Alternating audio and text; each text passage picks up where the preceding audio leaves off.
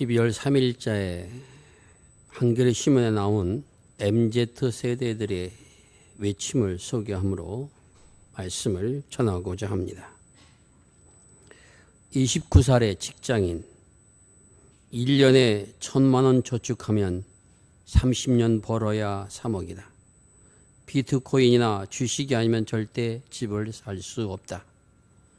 27살의 시민단체 활동가, 대학 나와 취업하고 다음 스텝은 집을 사는 것은 너희는 꿈도 꾸지 마, 이렇게 되어버렸다. 내가 34살의 직장인, 아파트 분양권을 받아도 계약금이 없어서 청약차트를 못 넣는다. 집을 600채 가졌다고 하는 사람의 기사를 보면 현타가 온다.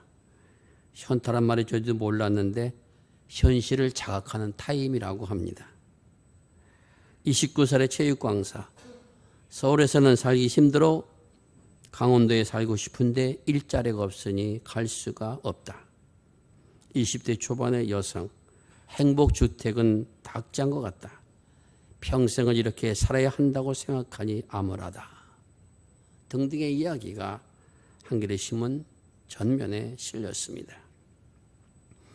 현실과 암울한 미래를 불만을 토로하는 젊은이들이 늘어나고 있는 것이 오늘 우리의 실정인 것이 참으로 안타깝기만 합니다.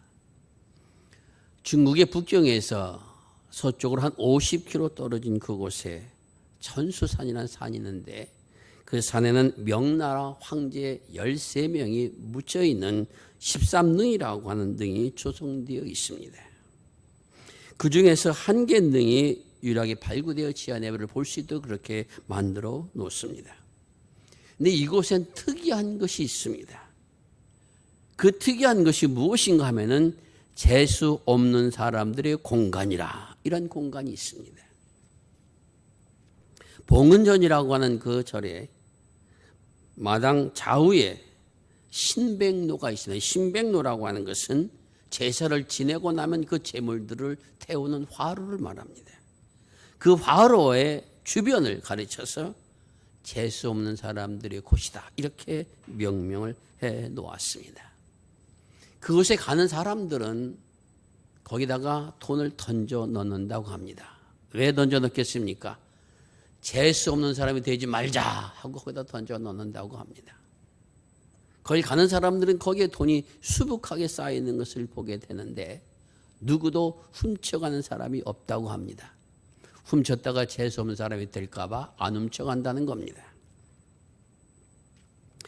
그 돈을 나중에 모아서 어디에 쓰는가 했더니 가장 힘들고 어려운 사람들의, 청년들의 장학금으로 지급을 한다 하는 겁니다. 그래서 왜 그렇게 그 돈을, 장학금을 지급하느냐라고 물었더니 중국 사람들이 가장 재수 없는 사람으로 여기는 사람이 어떠한 사람인가? 돈이 없어서 공부 못하는 사람을 가장 재수 없는 사람으로 여기기 때문에 그런 사람들이 위로를 주기 위해서 그 돈을 그곳에 사용한다라는 것입니다. 참 재미있는 나라인 것은 분명합니다. 오늘 우리는 본문에서 참으로 재수 없다고 여길 수밖에 없는 한 여인을 만나게 됩니다. 이 여인은 이름도 없습니다. 나이도 없습니다. 다만 그 여인은 사마리아 여인이라고만 그 여인을 소개하고 있습니다. 남편을 5명 두었는데 6번째 맞이한 남편도 남편이라 할 수 없는 사람과 살고 있는, 전라도 말로 참으로 재수가 거시기한 여자입니다. 이렇게 내 생에 살아가는 여인이라고 하면은 내 삶에 대해서 실증을 느끼거나 아니면 포기하거나 그렇게 했을 것으로 생각하는데 우리는 그 여인의 입을 통해서 참으로 이해되지 않은 말을 듣게 됩니다. 요한복음 4장 25절에서 그 여인은 이렇게 대답합니다. 여자가 이르되 메시아 곧 그리스도라고 하는 이가 오실 줄을 내가 압니다. 그가 오시면 우리에게 모든 것을 가르쳐 주실 것입니다. 그럼 오늘 이 사마리아 여인이 자신의 삶을 어떻게 보고 있다는 겁니까? 비록 자신의 생은 여러 가지 아픔이 있고 고통이 있고 견디기 힘든 세월이지만 그러나 이 여인은 그 세월을 견뎌가는 힘이 하나 있습니다. 무엇입니까?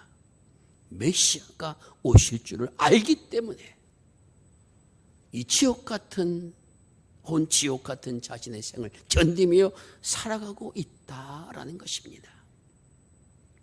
메시아가 오시면 이 모든 것을 알게 하여 주실 것이다 라고 하는, 이 알게 한다는 것은 예수님의 말씀처럼 하나님 앞에 참되게 예배하는 것이 무엇인가를 깨닫게 하여 주실 것이다 라는 것입니다. 참되게 예배드린다는 건 제사의 제도를 의미하는 것이 아니라 진실로 하나님 안에서 사람이 바르게 살아가는 것이 무엇인가를 알게 될 때가 올 것을 나는 믿고 있기 때문에 이렇게 힘든 세월 속에서도 포기하지 않고 견디며 살아가고 있다라는 겁니다. 그만큼 메시아가 오심에 대한 목마름이 있다라는 것을 알 수가 있습니다. 이 여인에게 주님께서 찾아오셨습니다. 유대에서 복음을 전하시다가 갈릴리로 가시는데 사마리아를 반드시 들려가겠다고 결정하셔서 거기 사마리아를 가시려 했다라고 하는 것이 본문에 나와 있습니다.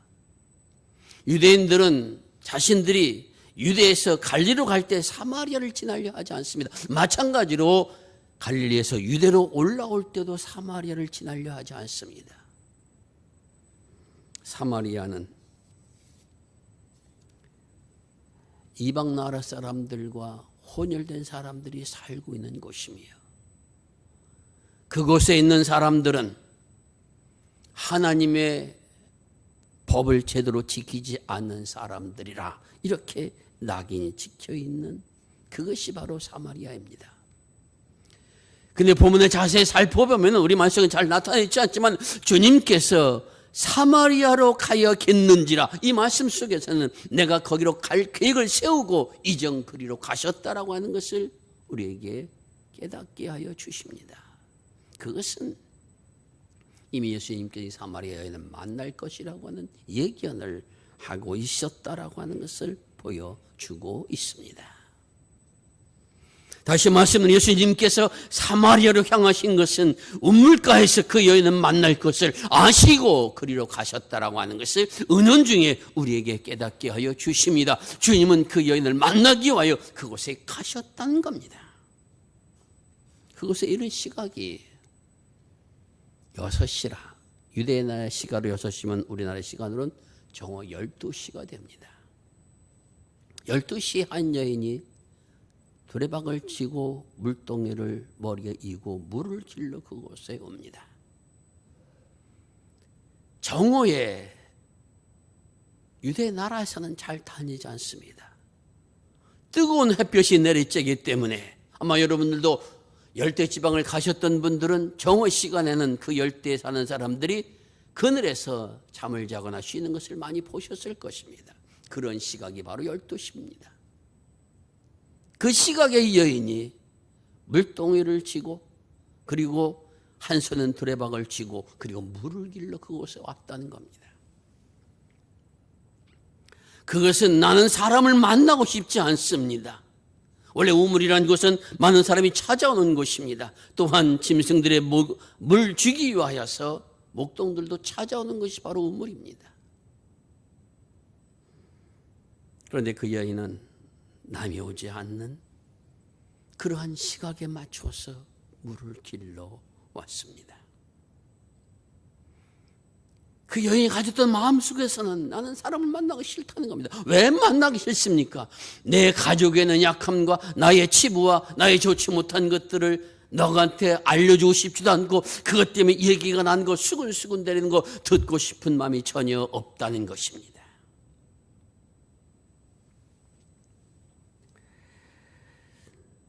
우리도 살아가는 동안에 남에게 보이고 싶지 않은 그러한 약한 모습들이 있습니다.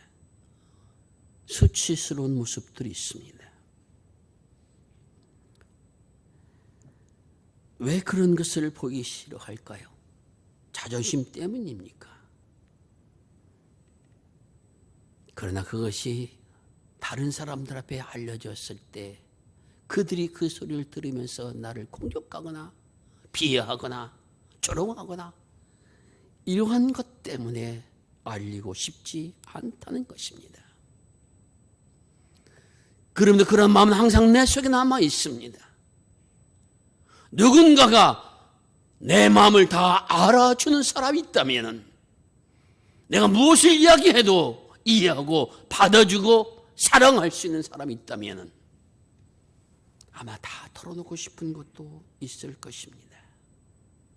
마음을 열지 못한 이유는 상처받음에 그 마음이 아플 것이라고 하는 염려 때문에 토로하지 못한 것입니다. 자신의 약한 모습들을 내어놓았다가 사람들로부터 조롱과 멸시를 받았던 경험이 있습니다. 아니 사랑한 아내에게도 사랑한 자녀에게도 아니 부모님에게조차도 감추고 싶은 비밀이 있는 것은 비밀 자체에 있다기보다는 그것을 드러냈을 때 이해받기보다는 조롱받으며 다른 사람들로부터 아니 내가 또 가까운 사람들로부터 상처받을까 두려움이 있어서 열지 못한다라는 것입니다. 때로는 우리는 그럴 때 이렇게 말합니다. 누구도 내 마음을 모른다. 나는 외로운 사람이다. 나는 고독하다. 그런 갈증들이 오늘 우리에게 있다라는 것입니다. 오늘 여인이 그렇게 무덤 우물가를 12시에 찾았다는 것은 그런 갈증이 있었는데 그래도 먹고 살아야 하기 때문에 물을 이고 올 수밖에 없으니 남들이 다 오지 않은 그 시각에 와서 물을 기르려 했다라는 겁니다. 그런데 그곳에 예수께서 피곤하여서 앉아 계셨다. 성경은 그렇게 말씀하고 있습니다. 주님께서 피곤하신 이유가 무엇인지 정확하게 모르겠습니다만은 아마도 유대에서부터 갈리로 가는 그 여정이 힘드셔서 그럴 수도 있고 더우니까 잠시 쉬러 가실 수도 있고 그 이유는 전혀 나타나지 않습니다. 다만 그곳에 이를 때 주님께서 여인이 물동이리고 물을 기르는 것을 보면서 이렇게 말합니다. 나에게 물 좀 달라. 여인이 대답하기를 당신은 유대인으로서 어떻게 사마리아인 여자인 나에게 물을 달라 말씀하십니까? 사실 주님께서는 목이 말라서 물을 달라고 했던 그 목이 마르셨다라고 하는 것은 없습니다. 다만 피곤하셨다라고만 기록되어져 있습니다. 그러므로 물을 좀 달라라고 말씀하시는 이 속에서는 뭔가 그 여인과의 대화를 나누고 싶으며 너와 이야기하고 싶다라고 하는 마음이 그 속에 담겨 있는 것을 알 수가 있습니다. 아까도 말씀드린 것처럼 유대인들은 사마리아인들을 싫어합니다. 이스라엘의 남을 가르치는 랍비들은 스승들은 사마리아 여인은 특별히 개처럼 여겨라 이렇게 가르칩니다. 대놓고. 그만큼 멸시받는 사람들이 사마리아 사람입니다. 왜냐하면 혼혈된 자식을 낳은 장본인이다 라고 그 여인을 그렇게 생각한다라는 것입니다. 그런데 그 여인에게 물을 달라라고 주님께서 말씀하십니다. 유대인 당신에게 물을 어떻게 달라고 말씀하십니까? 주님이 말씀하십니다. 내가 만일 하나님의 선물과 내게 물을 구하는 이가 누구인 줄 알았다면 오히려 내가 그에게 생수를 구하였을 것이요 그가 내게 생수를 주었으리라.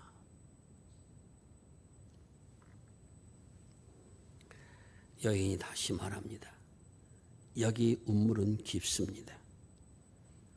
어떻게 당신에게 생수를 얻어서 줄 수 있겠습니까? 물을 길 그릇도 없는 두레박도 없는 사람이 어떻게 물을 준다는 겁니까? 이 우물은 야곱이 우리에게 준 우물입니다. 그 준 이후로 수많은 생명들이, 수많은 짐승들이 이 우물을 먹고 마셨던, 그렇게 야곱은 위대한 사람입니다. 그런데 당신이 야곱보다 더 크신 분입니까? 사마리아 여인은 생수를 준다라고 하는 예수님의 말씀을 받아들일 수 없었습니다. 왜냐하면 아직 예수님이 누구인지를 모르기 때문에 그렇습니다. 주님이 다시 말씀하십니다. 이 물을 마시는 자마다 다시 목마르려니와 내가 주는 물을 마시는 자는 영원히 목마르지 아니하리니 내가 주는 물은 그 속에서 솟아나는 샘물이 되리라. 이 말씀을 들으며 유대인은 그 사마리아 여인 다시 한번 생각합니다. 그런 물이 있다면 얼마나 좋을까. 한낮에 이곳에 오지 않아도 되고, 사람들이 입방에 오르내는 걸 두려워하지 않아도 되고, 그런 물이 있다면. 여인은 이렇게 요청합니다. 주여, 그런 물을 내게 주사 목마르지도 않을 뿐만 아니라 여기 물길로도 오지 않도록 하옵소서라고 간청합니다. 이 여인에게 물을 길러 오는 것이 얼마나 힘든 과정이었는가라고 하는, 그렇게 말합니다. 그 물을 내게 주소서. 그래서 나로 하여금 물길로 여기 오지 않게 하소서. 나의 수치를 알므로 사람들 앞에 조롱받고 비난받는 이러한 자리에 서지 않게 하소서. 그렇게 이야기하자 예수님께 뜬금없이 이렇게 말합니다.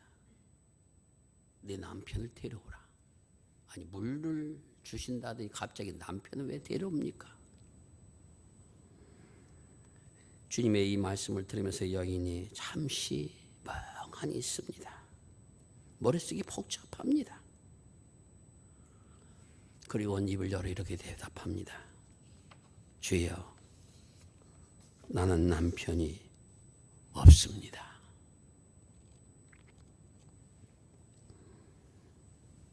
사마리아 여인을 바라보며 주님은 이렇게 말합니다. 내가 남편이 없다고 나에게 정직하게 말해주었구나. 넌 남편이 5명이나 있어 왔으며 함께 살고 있는 지금 남자도 내 남편이라 할 수 없으니 네가 정직하게 말했구나. 그렇게 이야기합니다.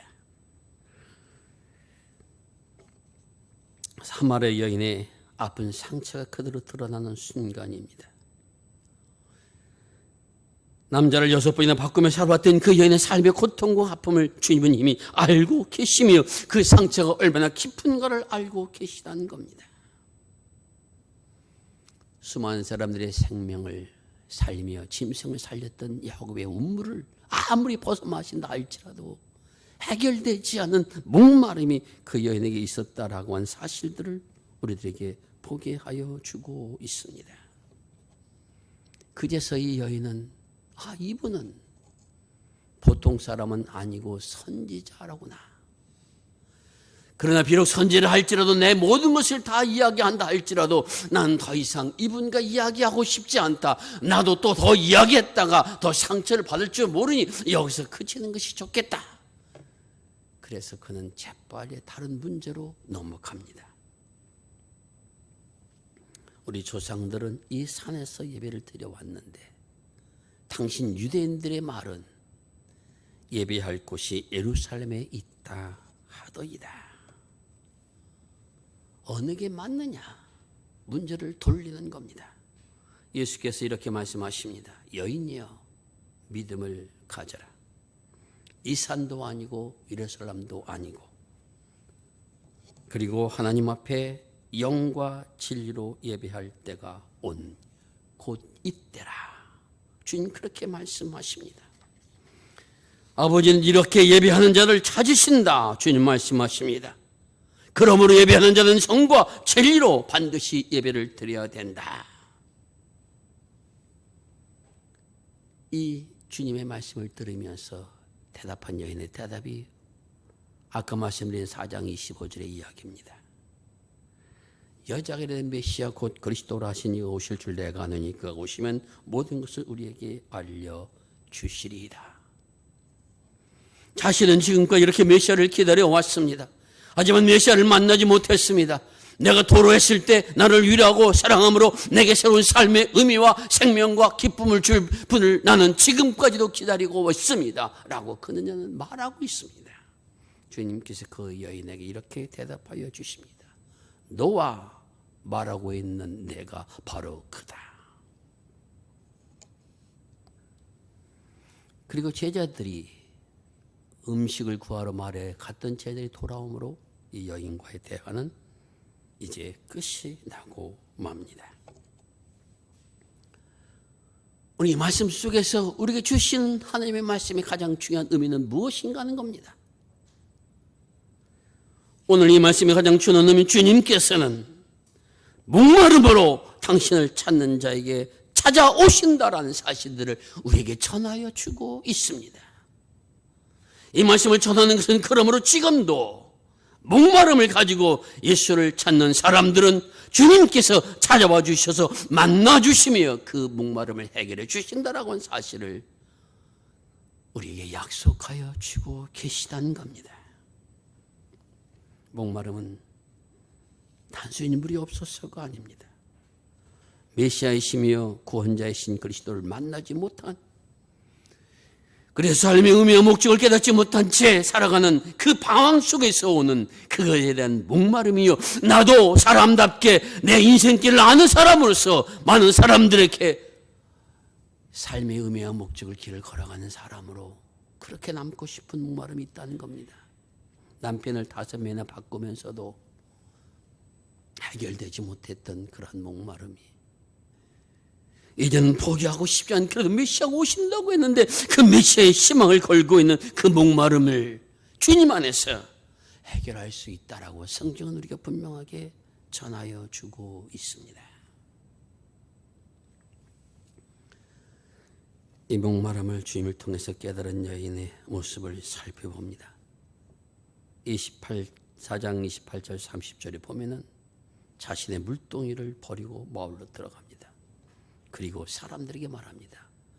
내게 행한 모든 것을 나에게 말한 사람을 와서 보라. 그는 그리스도가 아니겠느냐. 주님께서 그 여인과 대화하신 목적이 무엇인가 하는 것을 이 여인은 깨달았습니다. 메시아를 만났다라고 하는 그 은혜를 받은 것을 그는 가만히 있을 수가 없습니다. 내가 그리스도를 만나서 이야기를 나눈 가운데 지금까지 내게 억눌려 있던 모든 문제가 터져나오고 내 마음을 기쁨으로 차는 것을 경험했습니다. 나는 이제 두렵지가 않습니다. 나를 새롭게 하시고 나를 받아주시고 나를 이해하시고 나를 사랑하시는 분을 내가 만났기 때문입니다. 그래서 그는 사람들에게 달려가서 말합니다. 나는 그리스도를 만났습니다. 나의 목마름이 해결되었습니다. 나의 방황이 끝이 났습니다. 여러분도 이 예수님을 만나기를 원합니다. 여인이 지금 그 마을 사람들에게, 아니 오늘 우리들에게 외치고 있다라는 것입니다. 사랑하는 성도 여러분, 우리의 영혼의 갈증은 온전한 사랑만이 풀어줄 수 있습니다. 그런데 우리의 인간의 사랑은 온전하지 못합니다.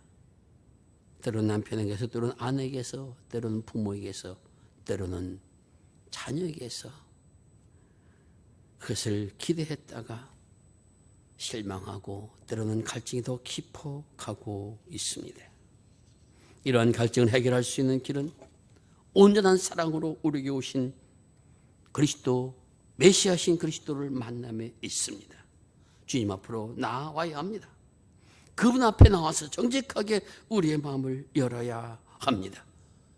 자신의 수치와 자신의 잘못을 이미 주님께서는 알고 계십니다. 그러므로 그것을 열어놓는다 할지라도 그분에게 있어서는 그것이 조롱과 멸시의 대상이 되는 것이 아니라 사랑으로 덮어주시고 사랑으로 받아주시며 이해해 주시는 분이심을 분명히 우리에게 말씀하여 주십니다. 그분 앞에 나와서 주여 내 마음에 찾아와 주옵소서. 내 상처난 마음을 치유하여 주소서. 내 조불한 마음을 주님이여 넓게 하여 주소서.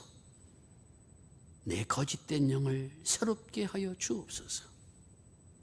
방황하는 내 인생을 바로 잡아 주소서.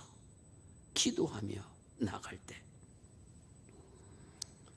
나도 모르는 사이에 찾아오셔서 나의 길을 새롭게 하시는 주님을 만난 축복이 우리 모두에게 임하여 지리라 믿습니다. 사랑하는 성도 여러분, 지금은 강림절기입니다. 그리스도의 오심을 대망하는 절기입니다. 단순히 성탄을 기억하고 축구하고 경배하고 예배하는 그런 날만이 아니라 오늘 내게 오시는 예수 그리스도를 나도 맞이하며 이 시간을 보내겠다라는 절기가 바로 강림절의 절기입니다.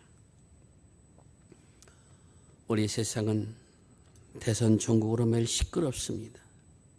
젊은이들의 현실에 대한 불만과 미래의 암울한 일들을 털어낸 볼멘 소리가 점점 더 커져가고 있습니다. 중소상공인들의 아픈 외침들이 있습니다.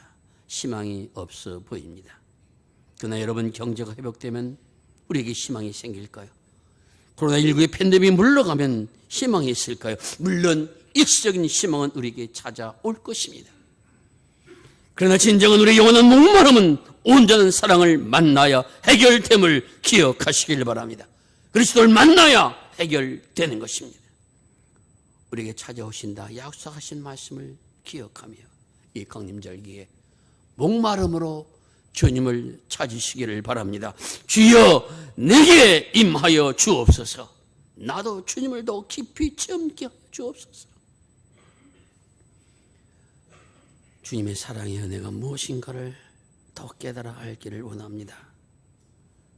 내게 찾아와 주시어서 나의 갈 길을 깨닫게 하시고 나로 하여금 하루하루 기쁘고 감사한 생활을 영위할 수 있도록 인도해 주시길 원합니다. 부르짖으며 나가는 이 강림절기가 될 수 있기를 바랍니다. 그리고 주님을 만나서 난 주님을 만나서 주님의 사랑을 체험해서 주님의 인도하심을 받아서 근심과 걱정이 물러가고 새로운 인생길을 허하는 믿음의 사람이 되었노라 외치며 살아가는 축복이 이 성탄절기에 우리 모든 성도들에게 임할 수 있기를 바랍니다. 지금까지 그리스도를 만난 역사, 이 역사는 한 번에 그치는 것이 아닙니다. 말씀을 통해서, 기도함을 통해서, 찬양을 통해서 그리스도의 임재를 느끼는 것이 얼마만큼 우리에게 부유하게 다가오느냐 하는 여기에 우리의 인생이 달려 있습니다. 우리의 목마름이 해결된 은혜가 달려 있다는 것입니다. 이 강림절기에 이러한 믿음의 기도를 통해서 주님을 만나시고 잠든 하늘의 평강과 기쁨과 은혜가 무엇인가를 알고 전하는 축복이 우리 모든 성들이 임하는 귀한 성탄이 되시기를 주의 이름으로 축원을 드립니다. 기도하겠습니다. 아버지 하나님, 감사합니다. 이름도 모르는 여인에게 찾아와 주셔서 그의 목마름을 해결해 주시는 주님의 은혜와 사랑을 오늘 말씀을 통해서 만나게 하여 주시오니 감사를 드립니다. 나도 더욱 주님을 깊이 만나길 원하여 주를 바라봅니다. 내 속마음을 열어 주님 앞에 고백합니다. 주님이여 찾아와 주시옵소서. 목마름이 해결되게 하여 주옵소서. 하늘의 영광을 맛보게 하여 주옵소서. 아버지의 기쁘신 뜻을 깨닫게 하여 주옵소서. 나의 삶의 걸음 하나하나가 얼마나 의미 있고 복된 것인가라고 하는 사실을 깨닫는 은혜 자리에 설 수 있도록 우리 모든 성도들을 주님이여 축복하여 주옵소서. 이 강림절기 이러한 믿음의 기도를 통하여 주님을 만나는 축복의 성탄을 맞이할 수 있는 은총을 우리 모두에게 허락하여 주시옵소서.